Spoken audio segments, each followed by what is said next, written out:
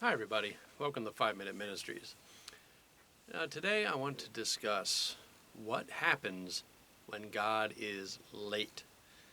Now, it seems like a weird thing to say, but there are a lot of people who feel that way. And there are a lot of people who become disillusioned with God because they feel that He is not within the time frame that they think He should be. First, I want to talk about 3 biblical examples where people had trouble with God being, quote, late. The first is Abram in Genesis. How God told Abram that he was going to have a child. He was going to have a son.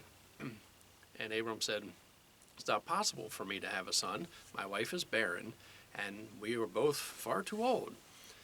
And God said, "No, you're going to have one." And, well, his wife Sarai said, "Well, it's not possible, so here, have my handmaid, make her your wife, and have children through her." And things didn't work out so well, and today we even feel the effects to this very day. The second example of God being late is in 1 Samuel with the man known as King Saul. He was told by the prophet Samuel to wait 7 days. Well, on the 8th day, Saul thought Samuel wasn't coming, and Saul tried to get God's attention by doing something he was not supposed to do. And at the moment he started doing it, Samuel showed up. And the last example of, quote, being late is in John chapter 11, where Jesus is told that his friend Lazarus is sick.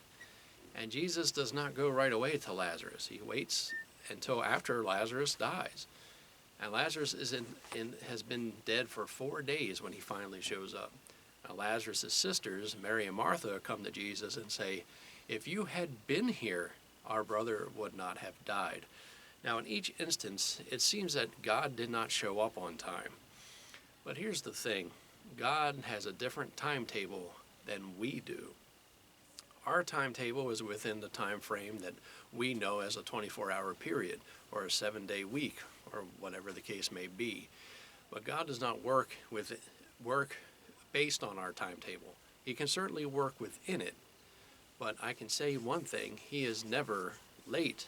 His will is going to be accomplished regardless of what happens with us. And we can get mad at God and say, "Well, God, you didn't do this on time. You didn't do this when I wanted it done." God said, "I have a different idea of what's going to happen. I have a different idea of when it should happen." Now, God does answer our prayers. Sometimes it's yes, sometimes it's no, sometimes it's wait. The idea is we need to trust Him when things aren't going within our time frame. They'll say, "Well, if I don't get this paid on time, I might lose my house or my car. If this doesn't happen by the end of this week, I might lose my job. I might lose my relationship. I might lose something if this does not happen by this time." And sometimes that time goes by, and according to our clock, time is up. And you may lose the house, you may lose the car, you may lose the job, you may lose whatever it is. But understand that God knows what He's doing, because it's not your job, it's not your house, it's not your car. These are things God is giving to you for you to take care of.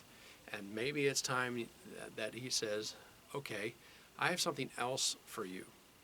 Or, "I have to get you to trust me, because you haven't been trusting me. You've been trusting in all these other things that you're so afraid to lose." You may have a problem with putting your faith in God and trusting that God knows what He's doing. And it's hard to trust in what you can't see. But God is all-powerful. God is all-knowing. He knows your needs. He knows your struggles. He knows your time frame. But He may have something else in mind. And certainly God does come through at the last second sometimes. And sometimes He doesn't. He has something else in mind. And if you read the other stories where it seems like God was late, you see what God was doing through those instances.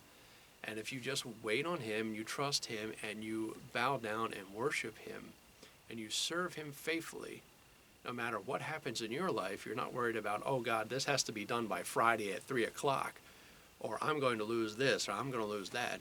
Say, "Lord, I don't know what's going on, but I understand that you have it in control, and I want to leave it in your hands because you are the only one capable." This has been 5 Minute Ministries, and I'll see you next time.